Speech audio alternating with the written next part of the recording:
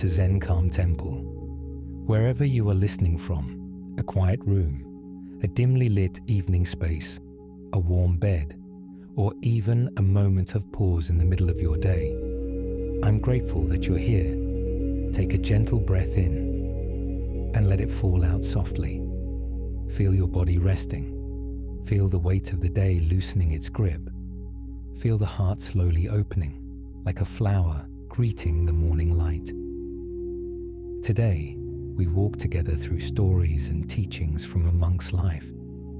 Lessons gathered from quiet halls of the monastery, from long walks beside bamboo trees, from watching rivers move, from speaking to strangers, and from years of learning what it means to live with clarity and compassion. Let these words move through you like a quiet breeze. There is nothing to achieve, nothing to fix, nothing to become, only listening, only being here. Let us begin.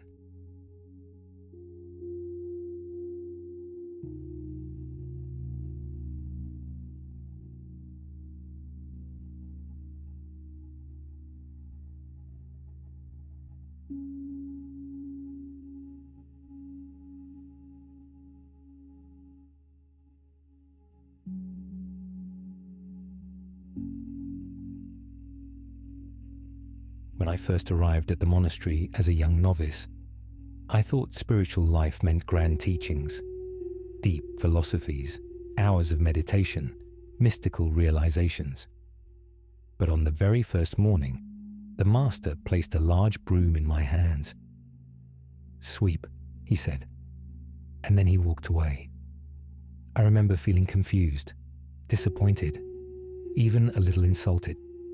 I came here to awaken, I thought, not to clean floors, but I swept anyway. Long hallways lined with wooden floors, the courtyard where leaves kept falling endlessly, the steps of the meditation hall. At first, I swept angrily, then resentfully, then silently. Days passed, then weeks, and one morning, something shifted. I noticed the sound of the broom brushing the ground. I noticed how the morning light fell across the floor. I noticed how each breath guided my hands. I noticed that I was no longer thinking, only sweeping. The master walked by and paused. "You see," he said softly, "awakening is not found in special moments. It is found in how you do the simplest things." That day I learned, humility is the doorway to wisdom. A quiet mind grows from the smallest actions. And ever since, whenever life feels heavy or chaotic, I return to that simple motion, the mind sweeping itself clean.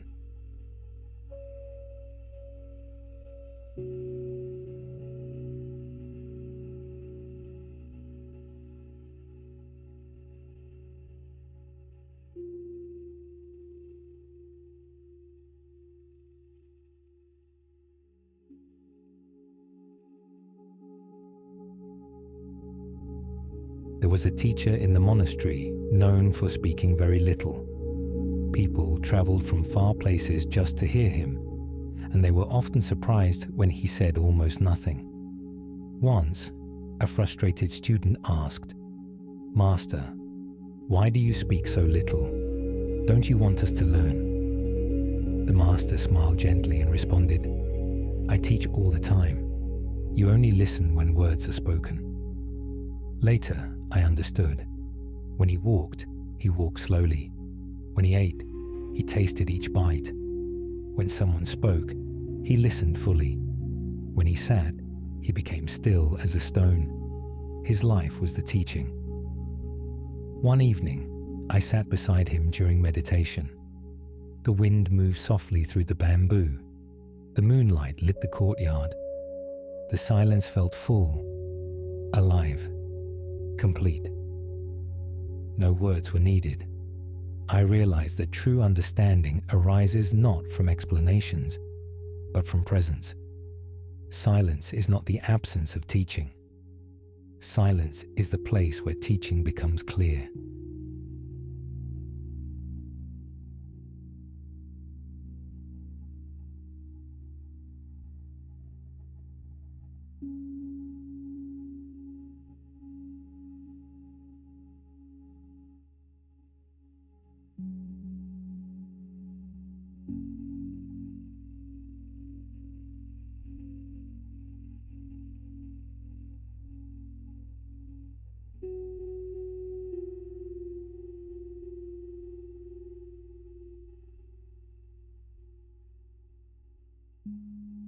There was an elderly monk who carried water every morning from a nearby river.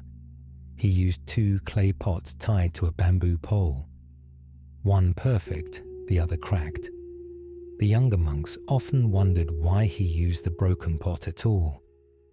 One day, a novice finally asked, "Master, why not replace the cracked pot? Half the water spills on the way back." The master smiled. "Come," he said. He walked with the novice along the path he usually took. On one side, the ground was dry. On the other side, flowers bloomed wildly in bright colors. "I planted seeds here," the master said, "and every day the cracked pot watered them." The novice stood silently, understanding. "Everything has a purpose," the master continued. "Even our imperfections can bring beauty into the world." And so, the cracked pot became a symbol in the monastery, a reminder that we don't need to hide our flaws. We can use them, learn from them, let them soften us. In our cracks, light enters. Through our imperfections, compassion grows.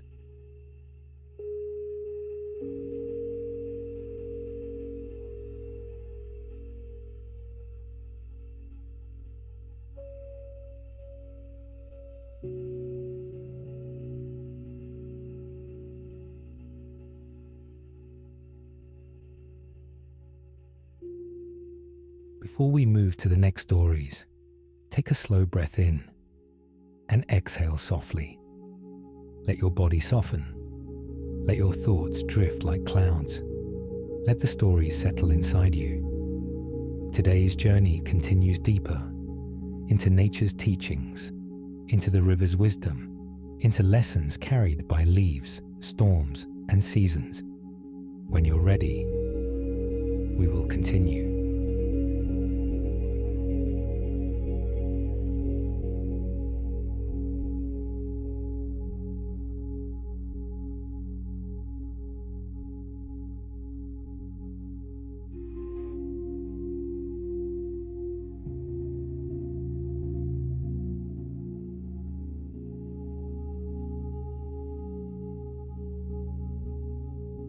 In the monastery courtyard stood a tall bamboo grove. Whenever storms came, the bamboo bent low, almost touching the ground. I used to watch them, thinking they must surely break. But each morning, the bamboo stood tall again, as if it had never been touched by the wind. One evening, after a powerful storm, I asked my master, "Why does the bamboo survive when stronger trees fall?" He replied, "The bamboo survives because it does not resist. It bends so it does not break." He looked at me with gentle eyes. When we cling too tightly, we shatter. When we soften, we remain whole. He taught me that resilience is not hardness. Resilience is softness, the willingness to bend with life instead of fighting every change. Since then, whenever life brings unexpected storms, I remember the bamboo bowing gracefully in the wind, teaching me that yielding is sometimes the strongest thing we can do.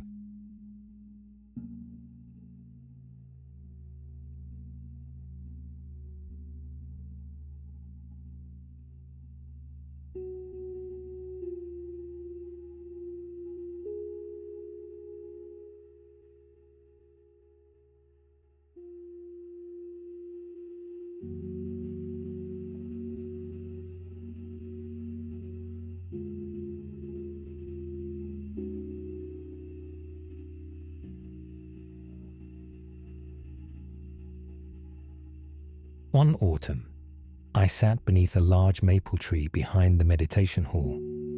The leaves were turning gold and red, slowly fluttering down to the earth. At first, I thought the tree looked sad, as if it was losing something precious. But as I watched more closely, I saw how gently the leaves fell, how peacefully the tree released them, how naturally it surrendered to the season. The tree wasn't grieving, it was trusting. It knew letting go was not the end, but a continuation, a preparation, a renewal.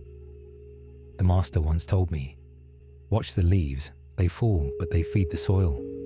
What you release will someday nourish you." As the leaves softly touched the earth, I understood. Letting go is not loss. Letting go creates space for new life. Since that day when I must release someone, something, or some version of myself, I breathe like the tree. I let things fall gently, and I trust the season.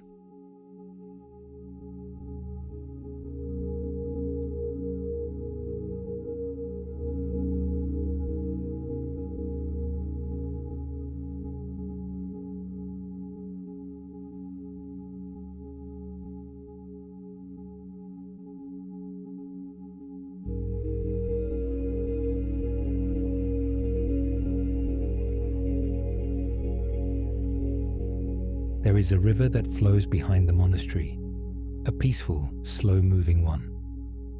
As novices, we used to sit beside it, watching how it moved around stones, how it curved gently, how it never resisted obstacles, how it never stopped being itself. Once, I asked the river a question in my mind. How do you stay so calm? How do you keep flowing even when the world tries to block you? And in the quiet, I felt the river answer. I accept what comes. I release what leaves. I keep moving. The master later said, "The river flows not because it is strong, but because it does not stop to argue with stones." Acceptance is not giving up. Acceptance is seeing clearly and choosing peace over struggle. Whenever my heart feels heavy, I imagine the river's gentle sound, and I let its wisdom guide me back to flow.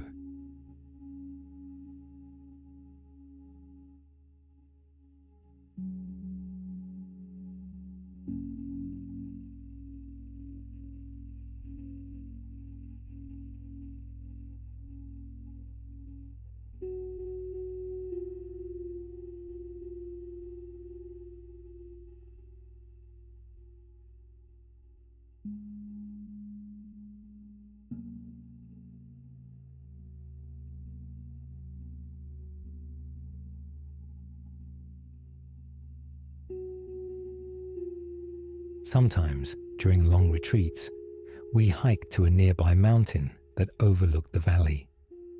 The mountain never rushed. It never complained. It simply stood, softened by time, shaped by seasons, witnessing everything. One day, during a difficult period in my practice, I sat on a rock and asked the mountain, "How do you stay so steady? How do you remain patient with everything around you?" And the mountain whispered through the wind, "I have seen thousands of storms. I have seen countless suns rise and fall. Everything passes. Everything transforms. So I wait." The master once told me, "If you want to learn patience, sit with mountains. If you want to learn trust, sit with rivers. If you want to learn courage, sit with the open sky." And so I learned patience, not from effort or discipline, but from the quiet company of things that take their time.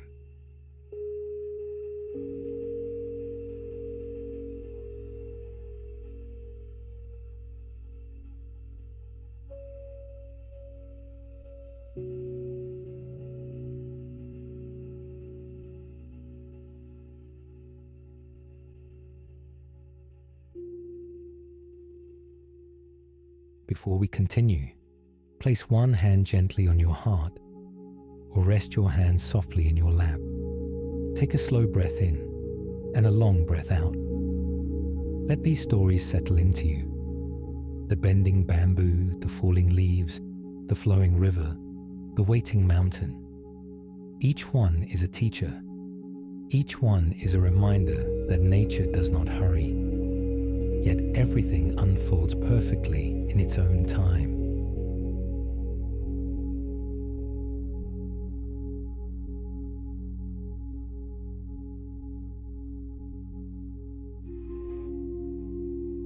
In the next section, we step into stories of human connection, encounters with strangers, children, travelers, and wanderers who shape the monk's understanding of compassion, forgiveness, and wisdom. Whenever you're ready, we will continue.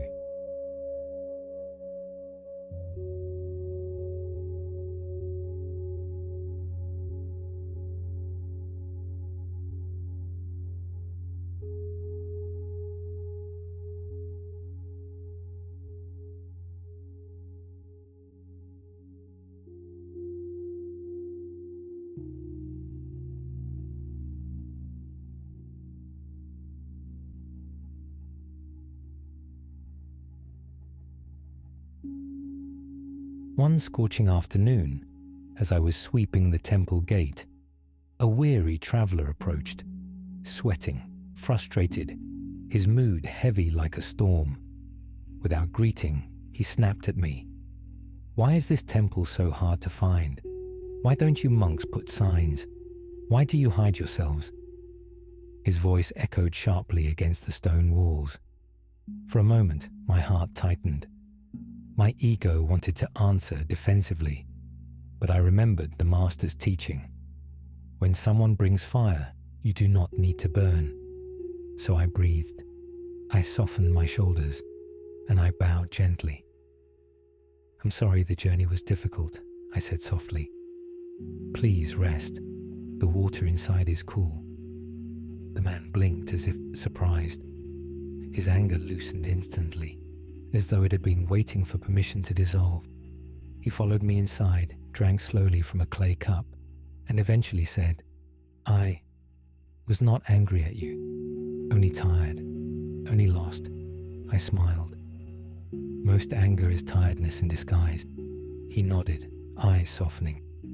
That day taught me that people rarely mean the sharpness they show. Behind the heat of anger is often exhaustion, pain, or loneliness. When we do not feed anger with more anger, its fire fades on its own.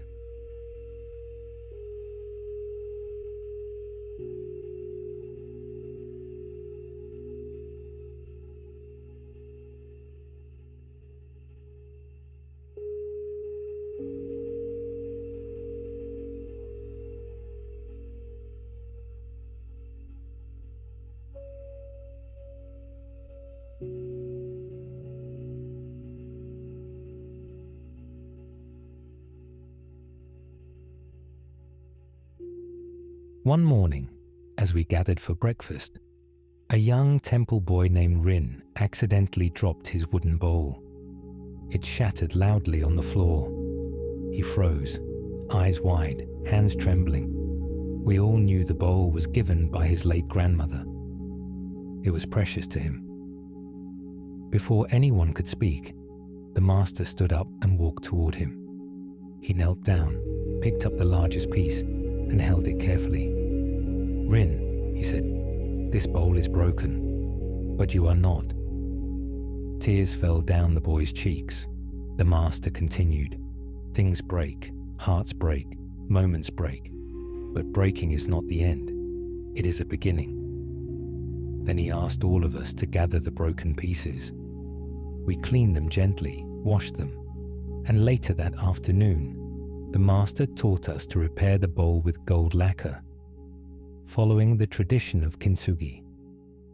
The cracks filled with gold made the bowl more beautiful than before. Rin smiled through his healing.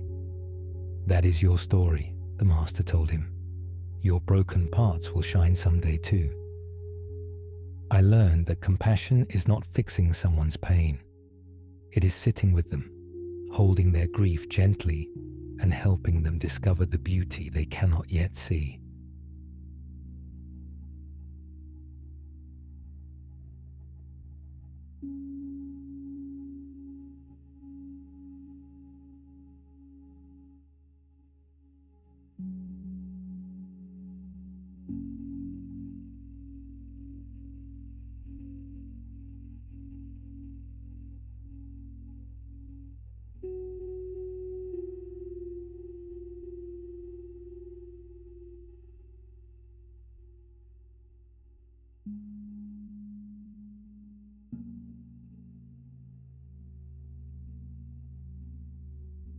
A wealthy merchant visited the monastery seeking advice.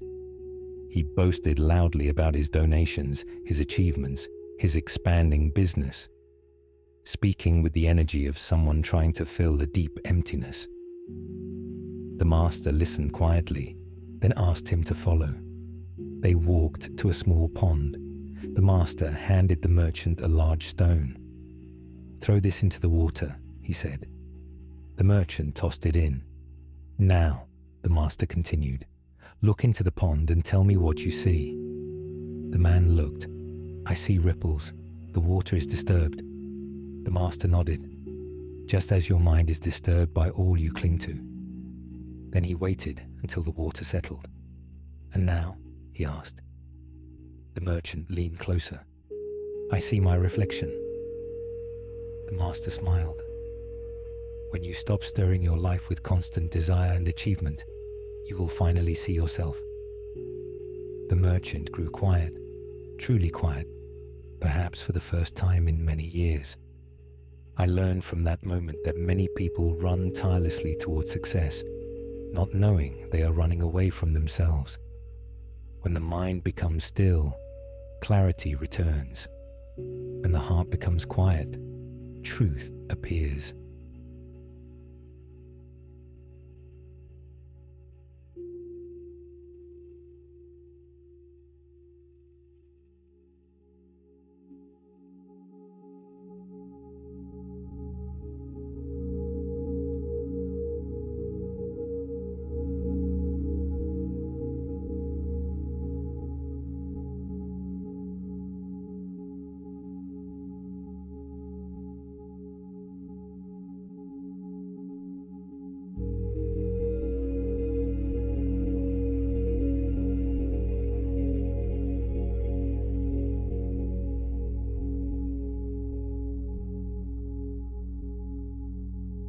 One day, a woman arrived at the temple holding a heavy bag.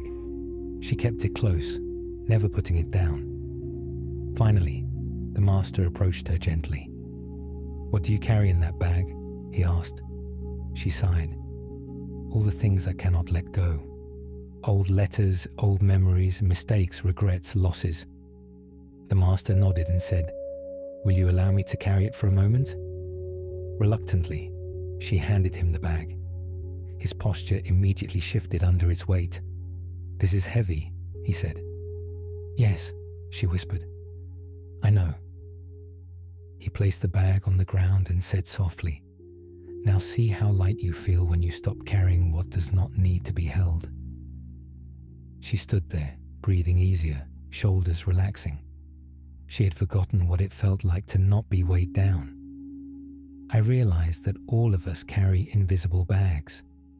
Stories from our past, guilt we cling to, expectations we inherited. Sometimes healing begins with simply setting the bag down.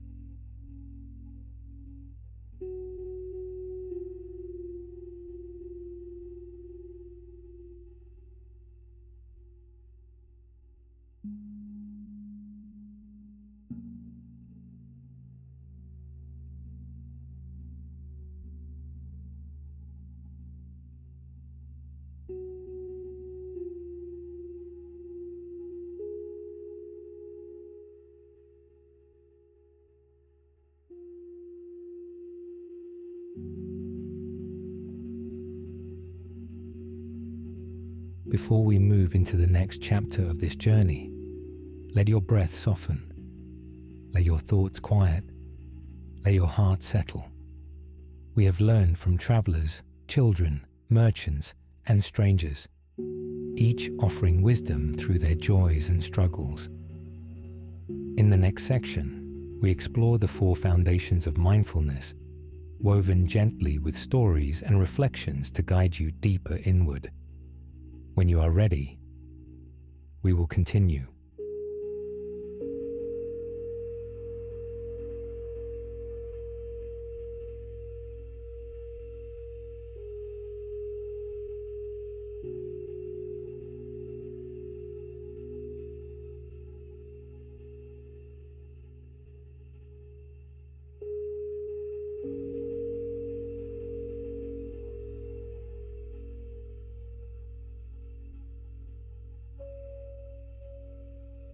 In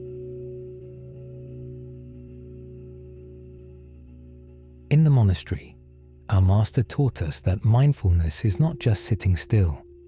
It is a way of seeing, a way of living, a way of returning home to ourselves. He said, "Awareness is the lamp you carry through the forest of life. Without it, every step is uncertain. With it, the path reveals itself." The 4 foundations of mindfulness are that lamp. 1. Mindfulness of the body. 2. Mindfulness of feelings. 3. Mindfulness of the mind. 4. Mindfulness of phenomena, the truth beneath all experience. Let us explore each one through stories and quiet reflections.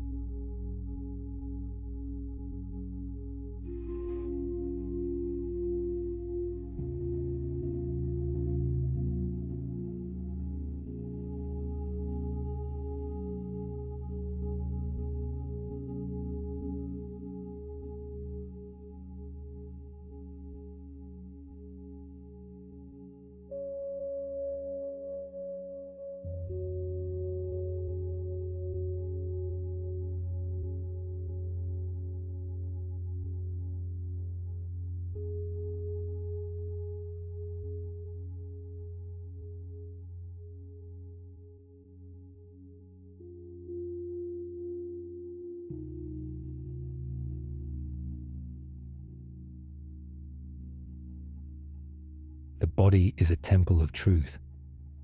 One morning, I was sweeping the meditation hall when the master stopped beside me. "You sweep too fast," he said gently.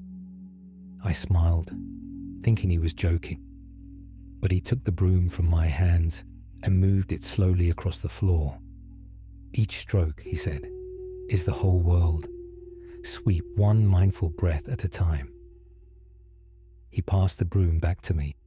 I followed his pace, slow, steady, present. For the first time, I felt the weight of the broom, the touch of the wooden handle, the sound of bristles touching the stone. It was no longer sweeping, it was meditation. Mindfulness of the body is remembering that we live inside this moment, not in our thoughts about it. A short practice. Feel your breath as if you are greeting an old friend. Let your shoulders soften. Let your spine lengthen. Be here fully in this body, this temporary but miraculous home.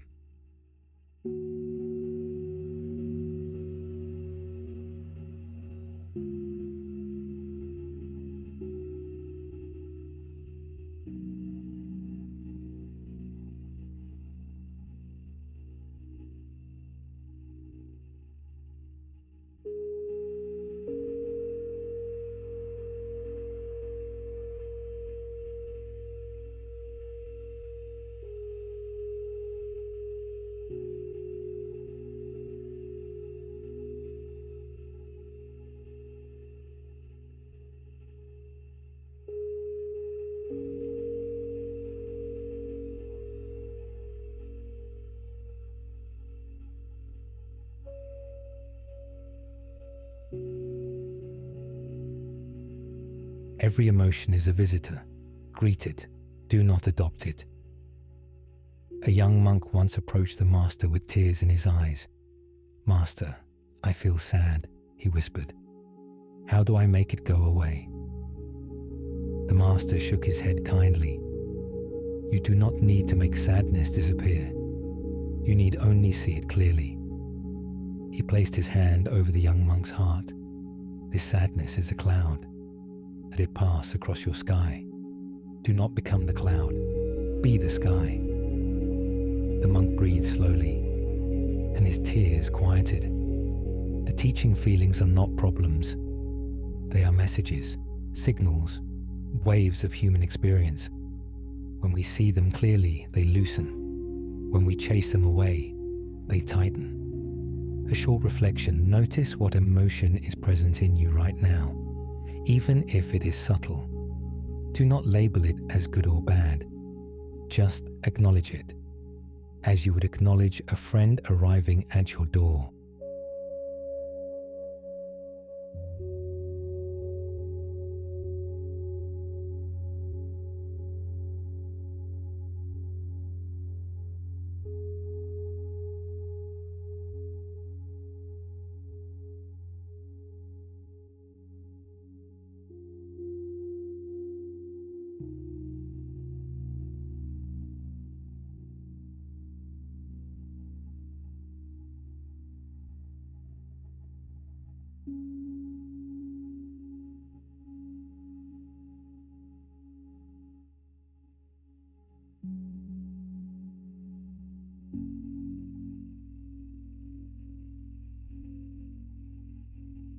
mind creates worlds. Mindfulness brings you back to the real one. One day, two monks argued loudly in the courtyard. The master approached them and asked, "What are you fighting about?" Both spoke at once, voices filled with blame. The master closed his eyes and said, "Your minds are like storms. You see only lightning and thunder, not the sky behind it." He then guided them to sit quietly together. "Observe your minds," he instructed. "Not the story, not the argument, just the mind that clings to a story." After a few minutes, their breathing slowed, their shoulders relaxed, their anger softened. When the mind is seen clearly, its storms lose their power. A short practice. Observe your mind right now. Is it busy? Is it quiet? Is it planning, remembering, judging? Whatever it is doing, simply watch. Awareness transforms everything it touches.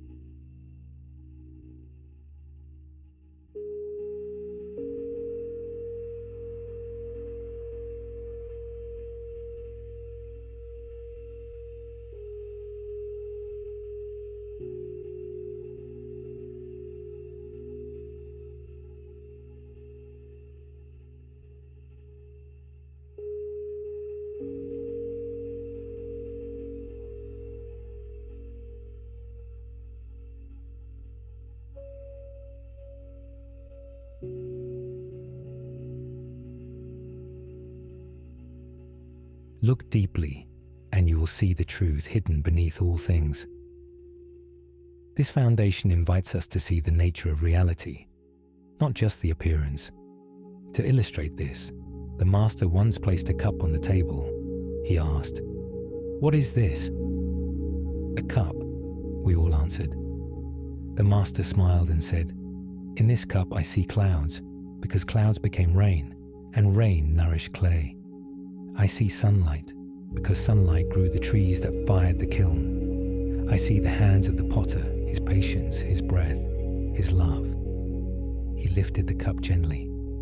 When you look deeply, you see that nothing exists alone. Everything contains everything. This was the essence of mindfulness of phenomena, to see interconnection, impermanence, and the nature of all experiences. A final reflection. As you sit here listening, notice how everything in your life has been shaped by many conditions coming together. People, choices, time, chance, nature. You are not separate from the world. You are woven into it.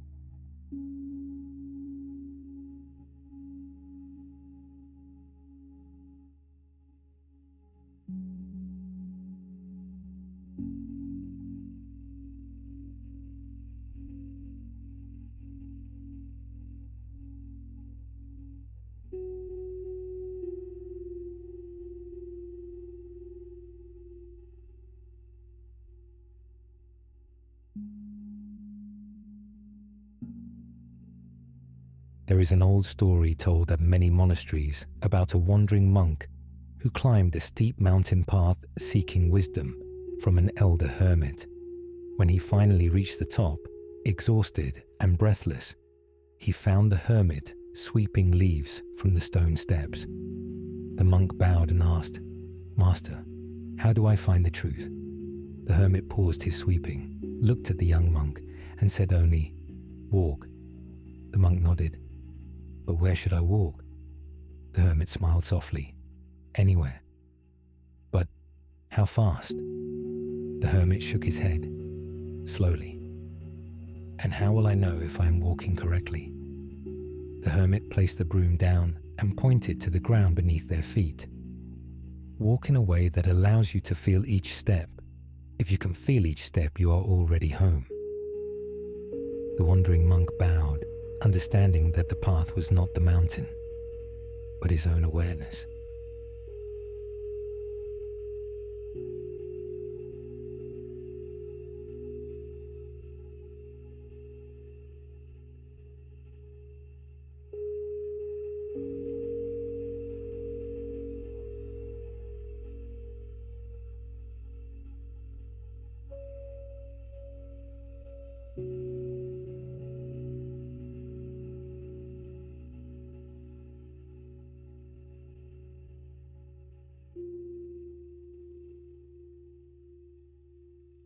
On another journey, the same monk camped beneath a towering pine tree.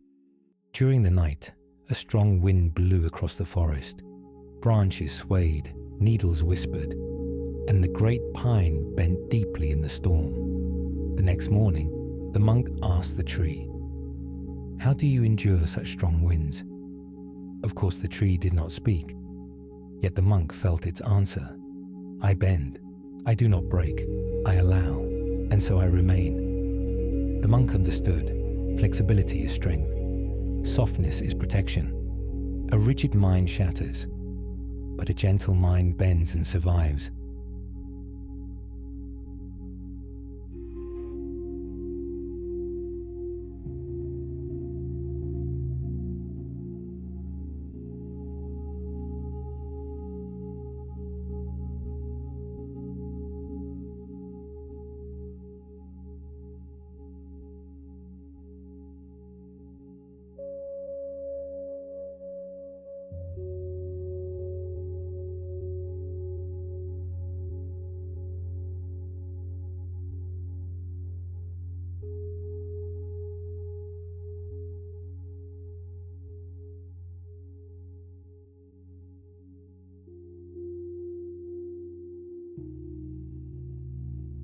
In the monastery, the master once placed a large bowl of water in the center of the meditation hall. He asked each monk to describe what they saw. One said, "I see my reflection." Another said, "I see ripples." A third said, "I see the ceiling."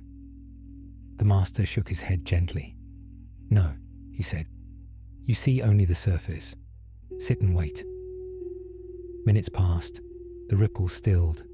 The surface became perfectly calm. Then the master said, "Now look." The monks leaned forward. The water was so clear they could see the bottom of the bowl. "This," the master said, "is your mind when it rests. When disturbed, you see only the surface of life, fear, worry, confusion. But when still, you see deeply into your own nature." He dipped his finger in the water, creating a single ripple. But remember, the ripples always fade. This story became a teaching for any monk struggling with emotion or restlessness. Sit, breathe, let the ripples settle.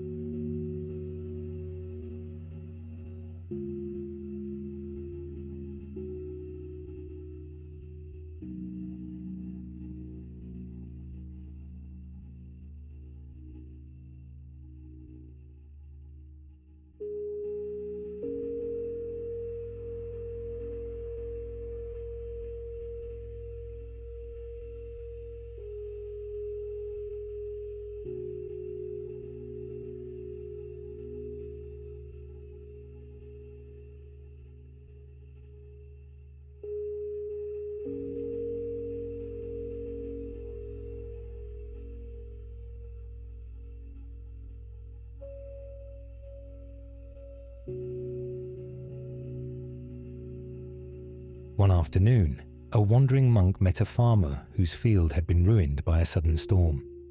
The farmer sat on a broken fence, head in his hands, muttering, "Why me? Why now? Why again?"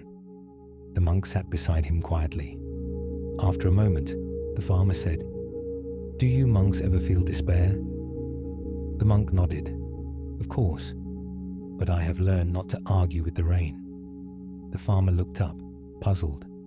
The monk continued, "The rain does not fall because of you. The wind does not blow because of you. Storms come, storms go.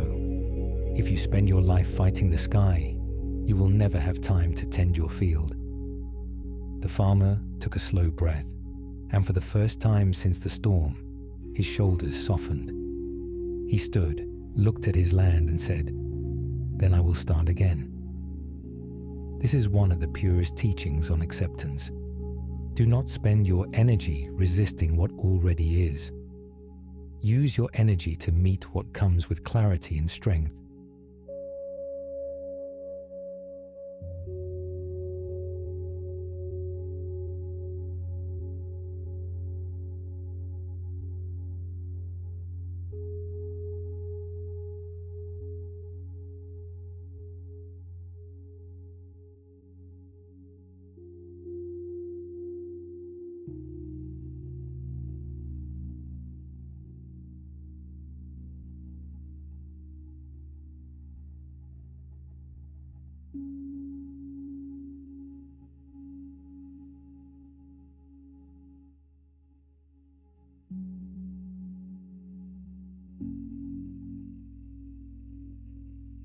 As we go through our long meditation, take a moment to sit with the wisdom so far, the mountain path.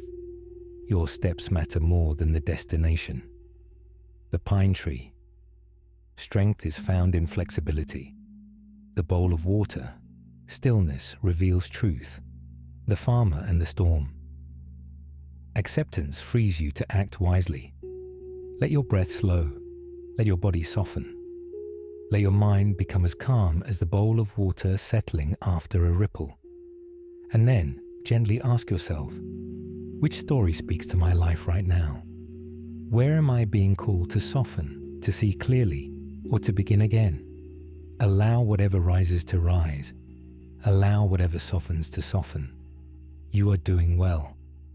You are exactly where you need to be in this journey.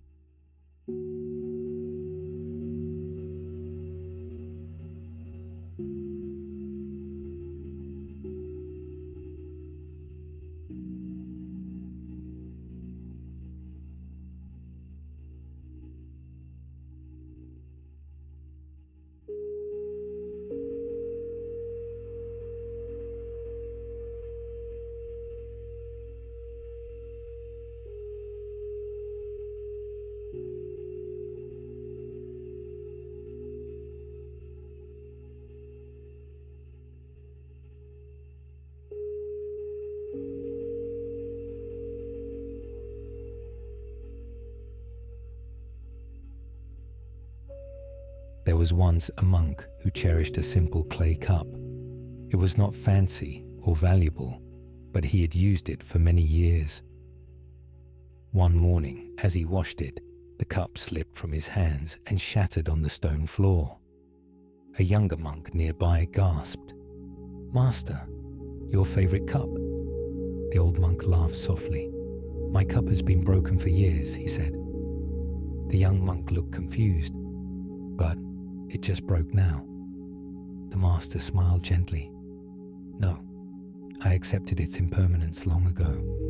Everything that exists is already in the process of changing. When we see this clearly, we love without clinging and lose without drowning in sorrow."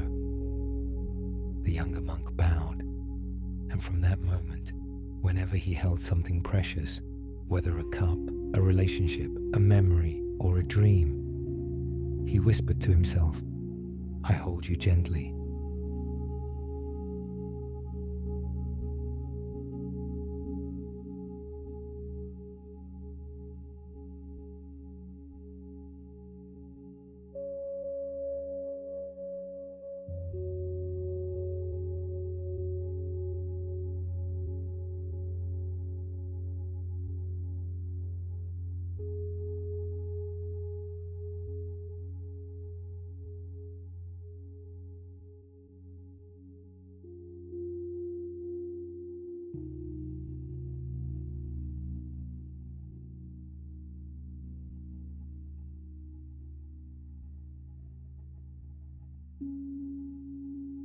On another journey, the wandering monk met a woman struggling to carry a heavy basket of stones.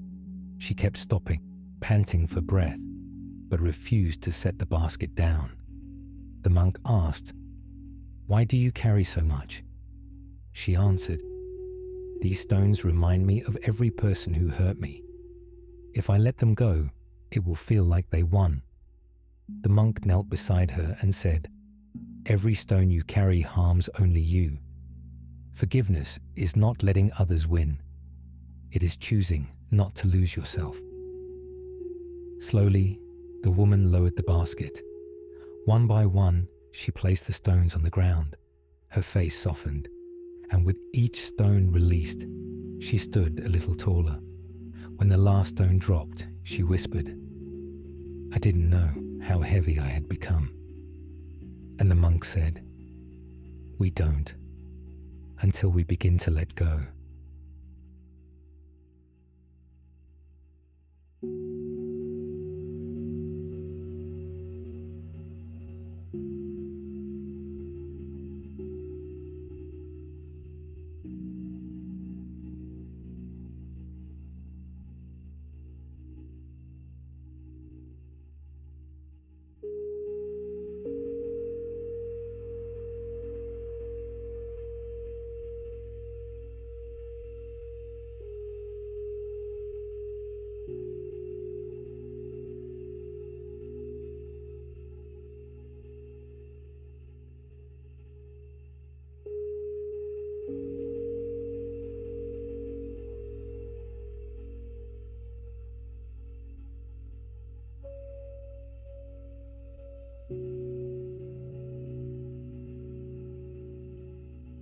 One summer evening, the monastery grew quiet as dusk settled.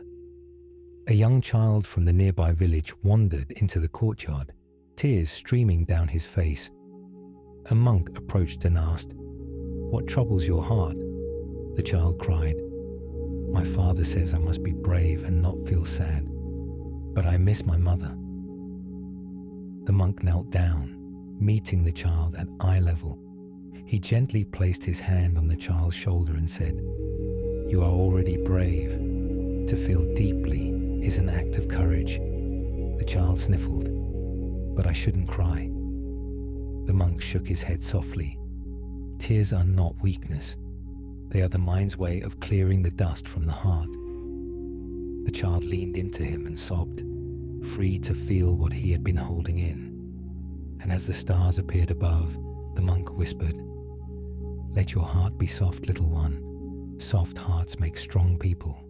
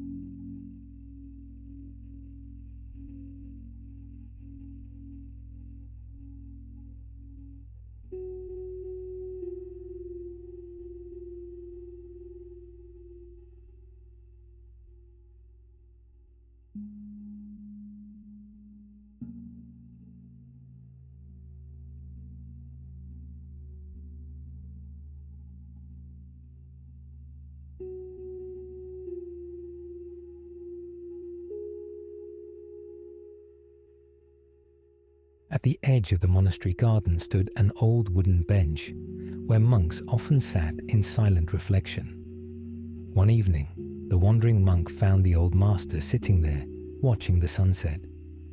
The monk sat beside him and asked, "After all these years of teaching and learning, what is the most important lesson?" The master smiled softly, still facing the horizon. "That everything passes," he said. "The joys, the sorrows, the questions, the answers, everything." The monk waited, expecting more wisdom, but the master simply folded his hands in his lap and breathed deeply. "And what do we do with that truth?" the monk finally asked. The master looked at him with warm eyes. "We live. fully, gratefully, tenderly. We love others without holding them hostage, and we accept love without fear. We appreciate each sunrise, each meal, each conversation, each breath, as if it were a miracle, because it is. Then he stood, touched the monk's shoulder, and walked away, leaving the bench empty, inviting the monk to sit with himself.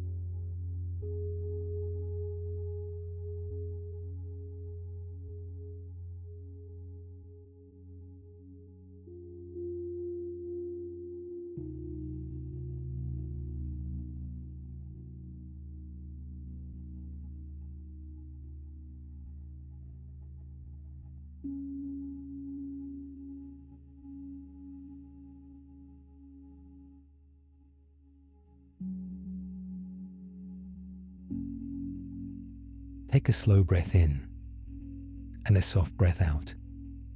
Let the stories settle like gentle snow upon the quiet landscape of your mind. You have traveled far, through mountains, forests, storms, gardens, villages, and the inner world of the heart. Now, there is nowhere else to go, nothing to seek, nothing to become. Just breathe. Feel your body resting. Feel the calm beneath your thoughts. Feel the soft presence of your own awareness. Let the teachings echo within you. Walk with awareness. Bend so you will not break. Let the ripples settle. Do not argue with the rain. Hold gently what you love. Release what weighs you down. Let your heart be soft. Live tenderly while you can. Let each breath carry you into a deeper sense of peace, a deeper sense of home, a deeper sense of yourself. Stay here as long as you wish. This moment is yours. This peace is yours. And when you're ready to return to your day, carry these teachings with you like a quiet lantern in your heart. May you walk gently. May you see clearly. May you be at ease. You are never alone on this path, and you are always welcome here at Zen Calm Temple.